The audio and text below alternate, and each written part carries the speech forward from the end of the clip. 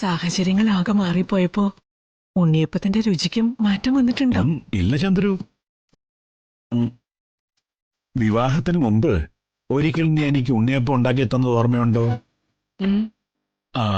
അന്നാണ് മാധവൻ ഉണ്ണിയപ്പത്തിന്റെ യഥാർത്ഥ രുചി ആസ്വദിച്ചത്. ഇന്നും അതേ സ്വാദ്, അതേ നിറം, അതേ മണം. ഈ രാത്രിയിലെ ചന്ദ്രികയ്ക്കും അന്നത്തെ ചന്ദ്രുവിന്റെ അതേ ഭാവം, അതേ നിറവ്, അതേ നാണം. എന്ന് വെച്ച്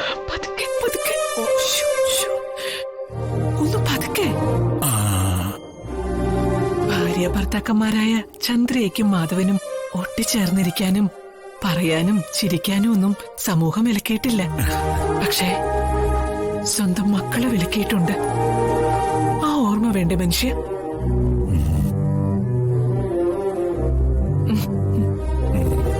ചന്ദ്രു ഒപ്പമില്ലെന്ന സത്യം ഞാൻ മറന്നുപോയി. വീണ്ടും ആ കൈപ്പേറിയ സത്യം ഓർക്കാം. ഇന്ന് മാധവന് കൂട്ടായി ചന്ദ്രു ഒപ്പമില്ല. അവളെ മനോജ് എന്ന മകൻ വിഹിതം വെച്ചുകൊണ്ടുപോയി. പാതിയായവൾ ഉപേക്ഷിച്ച മാധവൻ പ്രകാശ് എന്ന മകന്റെ മതിൽക്കെട്ടിനകത്തും. നമ്മളൊന്നല്ല, രണ്ടാണ്. എന്താ ഇങ്ങനെയൊക്കെ? മനസ്സിന്റെ ഭാരം കുറയ്ക്കാൻ ഇഷ്ടമുള്ള പലഹാരമായിട്ട് വന്നവള ചന്ദ്രിക വേണ്ടുപോലെ ഉണ്ണിയപ്പം കഴിച്ച് മതി വരുമ്പോൾ സന്തോഷിക്കുന്നത് കാണാൻ. വേദനിപ്പിക്കുന്നതൊക്കെ നമുക്ക് കുറച്ചു നേരത്തേക്ക് മറക്കാം. രാത്രി പുലരുന്നതിന് മുമ്പ് വീട്ടിലെത്തണം. ഈ രാത്രി പുലരാതിരുന്നെങ്കിലെന്ന് എനിക്ക് പ്രാർത്ഥിക്കണമെന്നുണ്ട്. ഉള്ളുലയുന്നു മാധവേട്ട. വേണ്ട.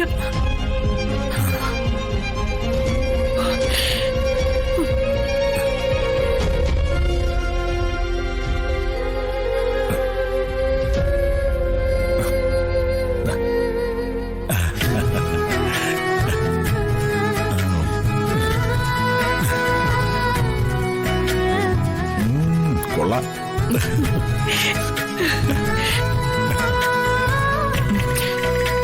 ഇപ്പൊ തോന്നുന്നു മക്കളൊന്നും വേണ്ടായിരുന്നു. ചന്ദ്രു,